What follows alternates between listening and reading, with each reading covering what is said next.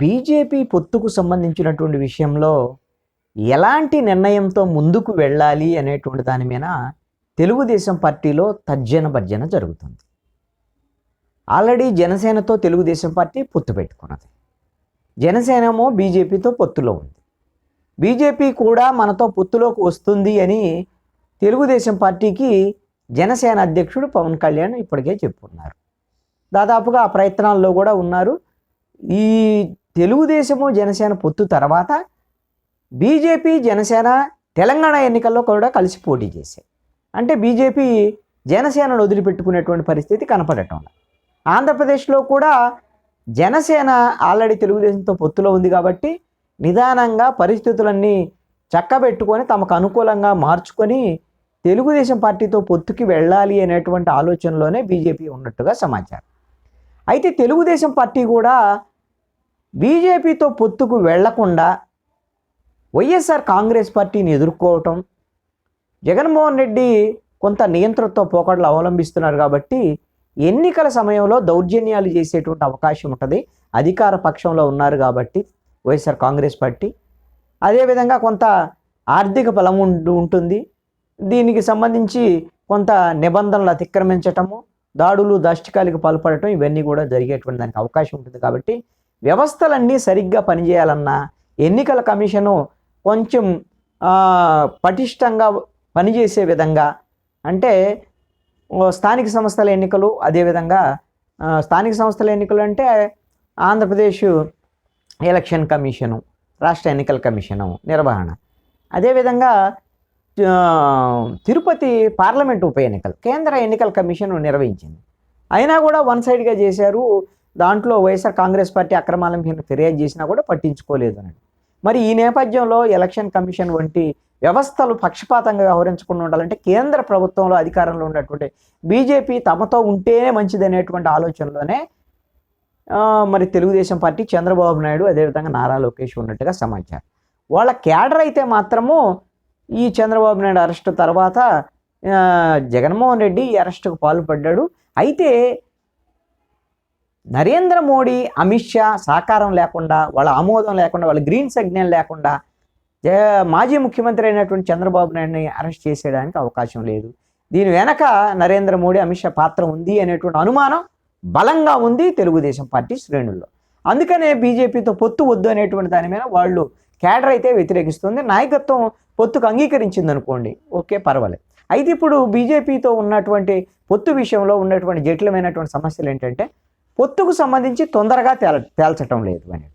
ఒకవైపున వైఎస్ఆర్ కాంగ్రెస్ పార్టీ ఏమో జనవరిలోపు ఎమ్మెల్యే సీట్లు మొత్తాన్ని కూడా మొత్తం మార్పు చేర్పులు చేసుకొని 175 ఎమ్మెల్యే 25 ఎంపీ సీట్లకి అభ్యర్థులను ప్రకటించి ఎన్నికలకు సర్వసన్నద్ధం అయిపోవాలనేటువంటి వాళ్ళు ప్రయత్నం చేస్తుంటే, తెలుగుదేశం జనసేన పొత్తు రెడీ అయిపోయి ఎన్ని సీట్లు తేల్చుకోవాలన్నా, ఎక్కడ పోటీ చేయాలని తేల్చుకోవాలన్నా బీజేపీ విషయం తేలకపోవడం వల్ల ఇబ్బంది ఎదుర్కొవుతోంది.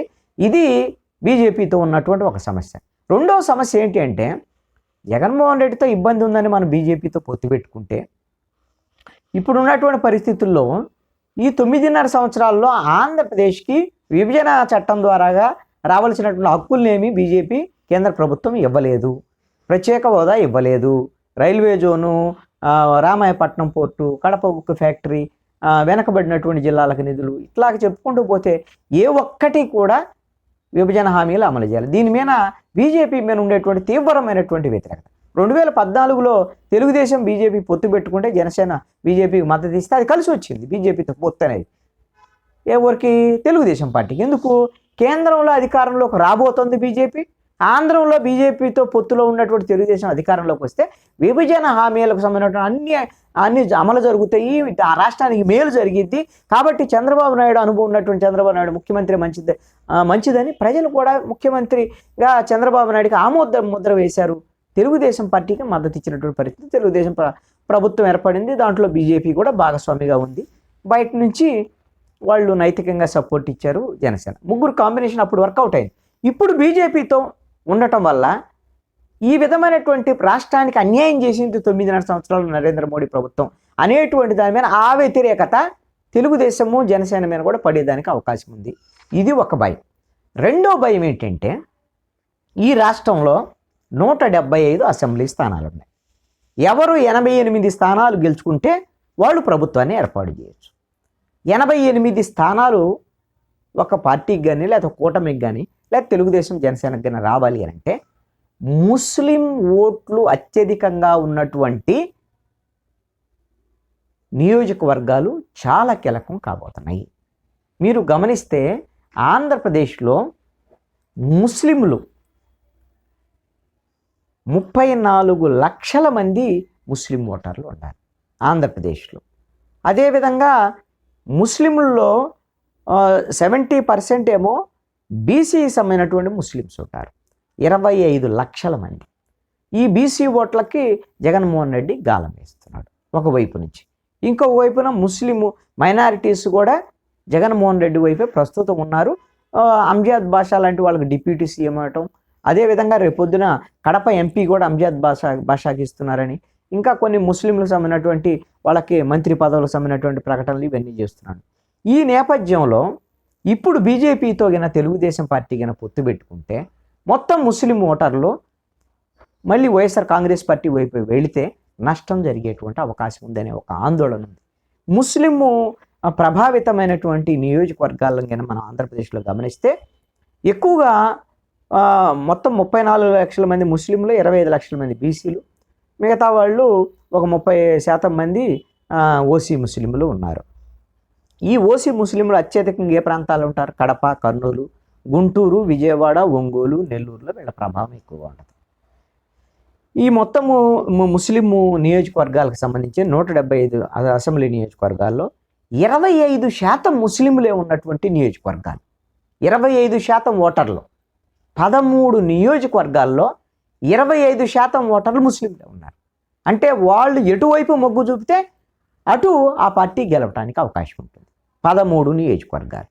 తర్వాత ఒక్క నియోజకవర్గంలో 50,000 ఓట్లకు పైన ఉన్నటువంటి నియోజకవర్గాలు 9 నియోజకవర్గాలు ఉన్నాయి.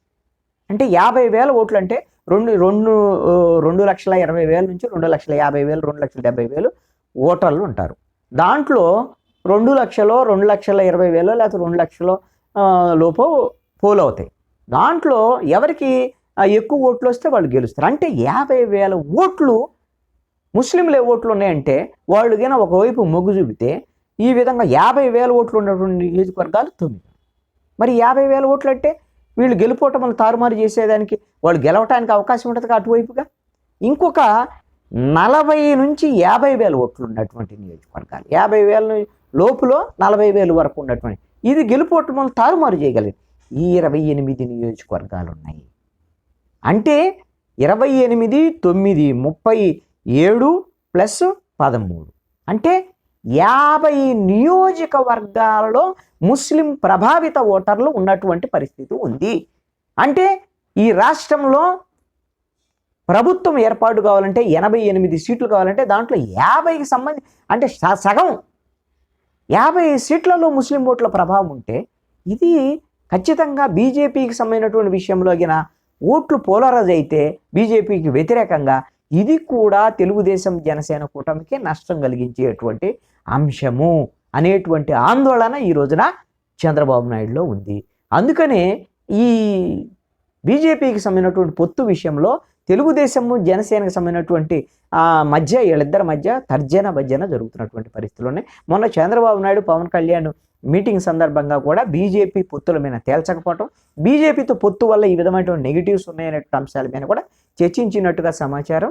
అయితే పవన్ కళ్యాణ్ మాత్రం బీజేపీతో కలిసి వెళ్దామనేటువంటి దాని మీదనే చంద్రబాబు నాయుడుతో కొంత వివరించేటువంటి ప్రయత్నం చేశారు అనేటువంటి దాని మీద బహుశా బీజేపీతో మరి ఎలాంటి పరిస్థితులు ఉన్నా సరే కలిసి వెళ్ళేటువంటి పరిస్థితులే ఎక్కువగా కనపడుతున్నాయి.